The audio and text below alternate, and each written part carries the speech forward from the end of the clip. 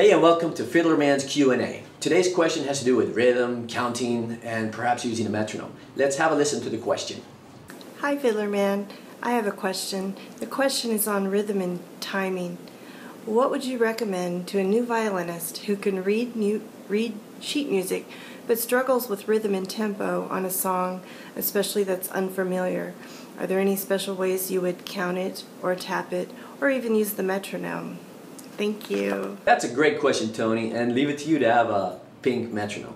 Alright, so my answer to your question is that you need to be counting as you're reading music, and even if you can't count and play at the same time, go through it in your head, look at the music, and subdivide those 16th notes or 8th notes or triplets or what have you. Now, to give you an example, if you have a whole note, you're going to play 4 whole beats. Even the 4th beat's going to go all the way to the end until the next beat or the next measure or the next rest or what have you. So a whole note would be da,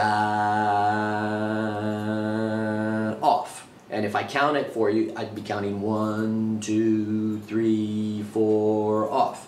A half note, obviously 2 beats. So if it's in 4/4 and you have 2 half notes, you'd be counting 1, 2, 3, 4, and you'd switch on the 3 and you'd cut off on the next number after 4, either the next rest or the next beat, the next one. So da, da, off. If you have quarter notes, you simply play out the whole beat.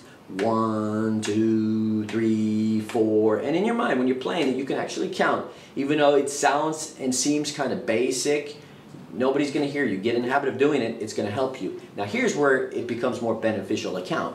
When you have 8th notes, for example, each beat is divided into 2. You have 2 half beats on your 8th notes, or if you have 8 8th notes in a bar of 4/4, you're going to have 4 divisions of notes. So you're going to have 1 and 2 and 3 and 4 and like I said, it might be hard to play at the same time as you're counting, but you're going to have this steady 8th notes, 2 per beat. Da, da, da, da, da, da, da, da. Using a metronome can help you if you don't have that sense of rhythm, right? That's where using a metronome can come in really handy.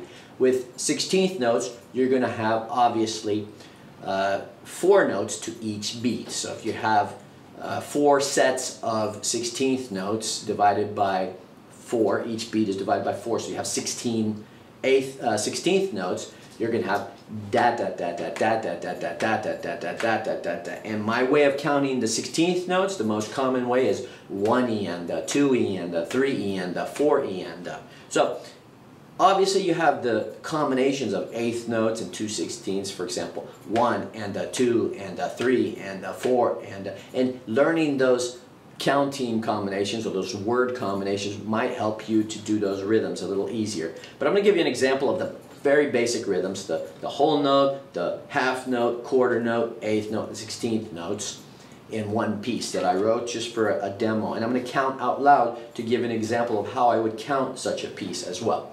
So we start like this. 1, 2, 3, 4. 1, 2, 3, 4. 1, 2, 3, 4. 1 and 2 and 3 and 4 and 1E and a 2E and a 3 and a 4E and a 1, 2, 3, 4. Now, as I said, it could be really hard to count and play at the same time. So you need to learn to do that in your head. But the point is that you want to keep your beat steady, and rhythm in music is extremely important because even if you're not beating your feet, a person listening who is enjoying your music is bound to be beating their feet, right? That's pretty much what I have to say about counting and reading and learning new music. One other thing is that if you're going to be using a metronome, which is a great idea if you don't have a good sense of rhythm and steady beat, and really a metronome is all about getting used to playing steady beats even when you play 16th notes versus quarter notes, that you don't change the tempo all of a sudden when you have 16th notes and so forth. The best idea is to get a metronome that you can hear over your instrument. I'm not really sure that your metronome, your mechanical one, can be heard over your instrument. But if you can hear it, then it's pretty easy to do what I'm asking you to do. Otherwise, get one that has a plug, for an earphone, so you can have it right in your ears. I mean, you don't want to have such a strong volume that you're hurting yourself, but being able to hear it is a great benefit if you're going to be using a metronome. And I also want to mention that I'm doing this video using a Scott Chow STV 750 that you can get at Fiddler Shop. If you have a suggestion for a Q&A or have a problem you want to have solved or help with something, you can make a video using your cell phone, a webcam, a regular camera, or if you have a camcorder, that'd be great too. See the instructions on the About This video underneath for where and how to send your video. Thanks for watching.